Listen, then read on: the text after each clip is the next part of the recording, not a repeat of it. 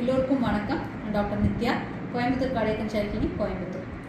சர்க்கரை நோய் இருக்கவங்க தங்கள் காலில் புண்ணு ஏற்படாமல் பார்த்துக்கிறதும், புண்ணு ஏற்படும் பட்சத்தில் அதுக்கு தகுந்த சிகிச்சை எடுத்துக்கிறதும் ரொம்ப முக்கியம். ஏன்னா புண்ணை சரியாக கவனிக்காமல் விட்டால் அது அதிகமாகி காலே அழுகி போகிறதுக்கான வாய்ப்பு இருக்குது. இப்போ சர்க்கரை நோய் இருக்கவங்க தங்கள் காலில் புண்ணு ஏற்படாமல் இருக்கிறதுக்கு என்னென்ன பண்ணணும் அப்படிங்கிறத பார்க்கலாம். முதல் விஷயம், உங்கள் சர்க்கரை நோயை நீங்கள் கட்டுக்குள்ளே வச்சுக்கணும். ஏன்னா சர்க்கரை ரத்தத்தில் அளவுக்கு அதிகமாக இருக்கும்போது அது நரம்பு மண்டலத்தை பாதிக்கும்.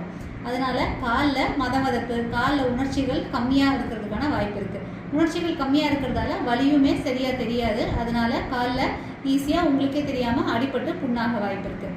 ரெண்டாவது விஷயம், உங்கள் காலை தினமும் நீங்கள் பரிசோதித்து பாருங்கள். காலில் ஏதாவது புதுசாக கொப்புளமோ புண்ணோ ஏதாவது இருக்கா அப்படிங்கிறத நீங்கள் தினமும் பரிசோதித்து இருந்ததுன்னா மருத்துவர் அணுகுங்க.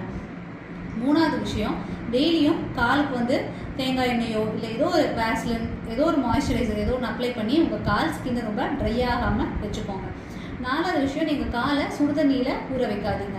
ஏன்னா உணர்ச்சிகள் கம்மியாக இருக்கிறதால சுடுதண்ணியில் வைக்கும்போது தண்ணி சூடு அதிகமாக இருந்தால் அது உங்களுக்கு தெரியாமல் போக வாய்ப்பு இருக்குது. அதனால காலில் புண்ணு ஏற்பட வாய்ப்பு இருக்குது. அடுத்தது, எப்பயுமே வெறும் காலில் நடக்காதீங்க. செருப்பு போட்டுட்டு போங்க எங்கே போனாலும்.